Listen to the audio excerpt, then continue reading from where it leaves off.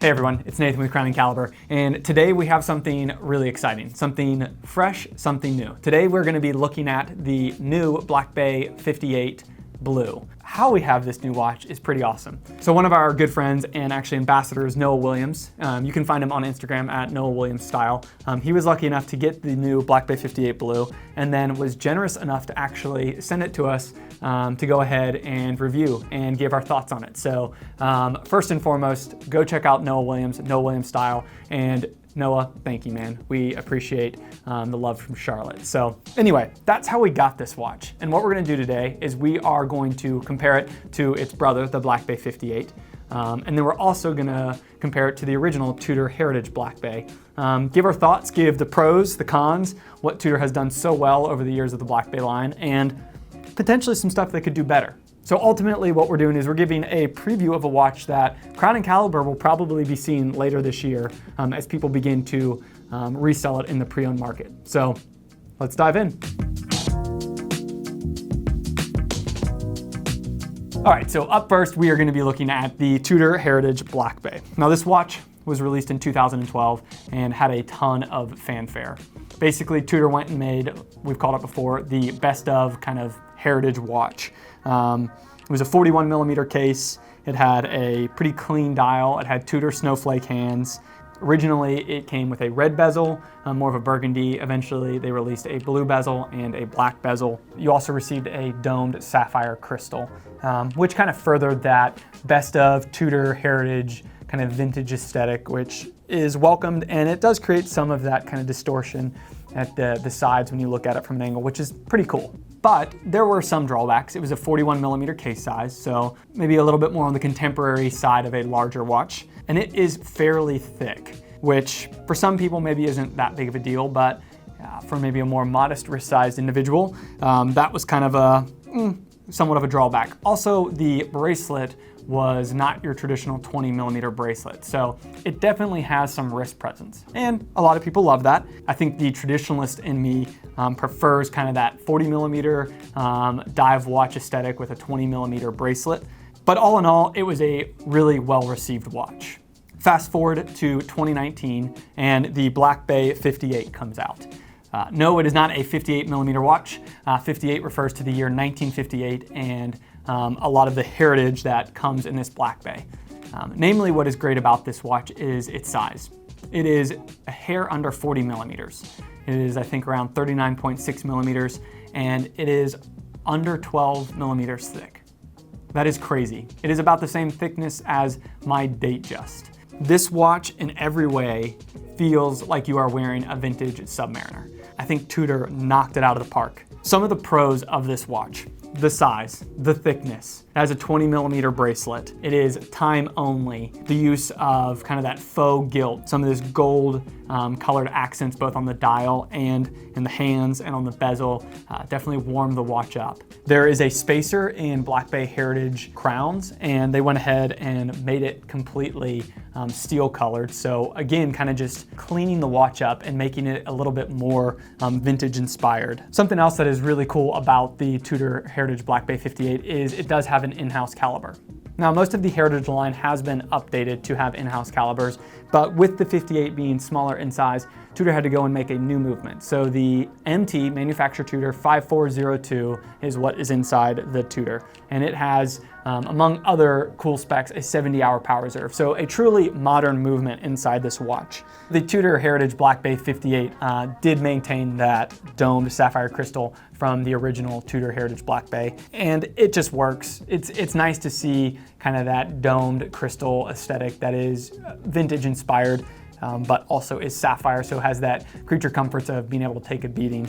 Now, the watch is not without flaw, and there was some controversy. A few of the things to me that Tudor maybe missed the mark on is the faux patina or faux tina. The fact that the hour indices and the hands kind of have a more yellowish hue to it. To me, that's something that definitely pushes that vintage aesthetic, but I think in years to come, we're gonna look back and say, wow, that feels very dated. So yeah, the faux patina to me is a little, feels a little contrived. Some people may like it, but to me it is unnecessary. Also, I would say the bracelet, and this is getting a little nitpicky, but it is a faux riveted bracelet. So vintage dive watches, like a vintage Tudor, would have had a riveted bracelet where the links are actually riveted together. And to kind of push that vintage aesthetic, Tudor did create a faux riveted bracelet. It's a nice nod, but I think again, it just felt a little contrived. I don't know, it doesn't do it for me. So those were some of the, I would say, cons of the Black Bay 58. And the last one is the movement. And this one is really getting nitpicky, but I think speaks to what Tudor is doing and what Rolex, the older sibling, has always done, is they make movements that don't necessarily look pretty, but work, are robust, are reliable, and get the job done. And the MT5402 is definitely that, but it's a little underwhelming. It doesn't fill the case. It's just there to do its job. So I know I talked about how great that in-house movement is, but it is definitely an austere movement, and there's not a lot going on there other than the fact that it works. You can respect that. Absolutely. And that's, like I said, that's me getting really nitpicky on kind of that pros cons list. That is the Black Bay 58. An awesome watch, really well received. I've talked about it in many videos how I think it is a perfect watch in so many ways, but it does have some flaws. So fast forward to July 1st of 2020, and Tudor releases the Black Bay 58 Blue. And if they could hit a home run in 2019, they just hit a home run again in 2020. This watch is awesome. So it has all of the characteristics of the original Black Bay 58 that made it so great. It does still retain that same faux riveted bracelet. I can learn to live with that. And this is a watch that can be on many different straps, so it's not gonna always live on the bracelet. Basically, with the Black Bay 58 Blue, they fixed a lot of the cosmetic issues. So the faux gilt coloring on the hands, dial, hour indices, and bezel is gone. It's been replaced by silver. And the faux patina in the hour markers in the hands is also gone. It is now just white. So cosmetically speaking, the watch is a little less... More modern. It's more modern. It's a little less in your face as like a vintage inspired watch. It just happens to have the dimensions of a vintage watch. And the Tudor Heritage Black Bay 58 Blue maintains the dome sapphire crystal as well. So I just had a light bulb. It references the Marine Nationale. These were Tudor subs made for the French Navy. Oh, they're it's all what blue. Spike Ferriston has. Yeah. Yes, it definitely does. Yeah, like they basically, if a Marine Nationale was created in 2020, this is what it would look like. So it's not trying to be a watch from the 1950s, or it's not trying to mimic a watch from the 1950s. It just happens to be a modern watch that looks like it could have been from the 50s or 60s. And it is so good in that execution. And then lastly, cosmetically speaking, it's blue. Everybody loves blue, and blue is like the hot color in watches right now. We have two blues to look at here. We have the blue bezel, which existed previously on the original Tudor Heritage Black Bay, but now we have a blue dial. So first, the blue bezel. In comparison to the Heritage Black Bay, it's more blue. And I think that is probably because the dial is also blue, so it can kind of pop a little more, but it's just a little bit more of a rich blue, almost a navy. And then that dial is a almost matte blue. It's teetering on a navy blue. I mean, it is so good. It is what you want in a vintage Tudor Submariner that would cost you 3-4 times as much, and you get it in a modern day watch. It is so good. So cosmetically speaking, I think that the Tudor Heritage Black Bay 58 Blue knocks it out of the park. It is definitely, in my opinion, and I'm gonna say it, better than the original Tudor Heritage Black Bay 58. The blue is so good. It does still maintain that Tudor in-house caliber, so you get that 70-hour power reserve, you get the COSC certification, and like I mentioned, it's maybe not the most impressive movement visually speaking, but it's there to do its job, and it does it so well. So this watch is awesome. It's a perfect timing for Tudor to release it coming into the summer. It is such a good watch. You can get it as it is here on Tudor NATOs, which are exceptional. You can also get it with a bracelet, and you can also get it with a Tudor leather strap. I think another point worth mentioning is we talked about how the Tudor Heritage originally was a 41 millimeter and maybe a little too large for some people. And then we went straight from that to this Tudor Heritage Black Bay being under 40 millimeters. And some people may be like, well, that's gonna be too small for me. I have a larger wrist. And I'll say right now that it is not too small.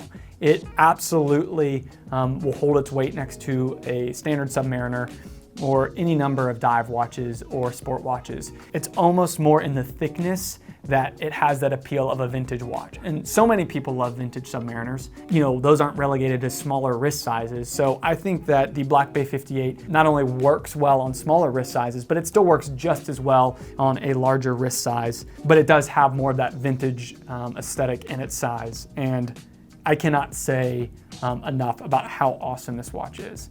So hot take on the Tudor Heritage Black Bay 58 Blue.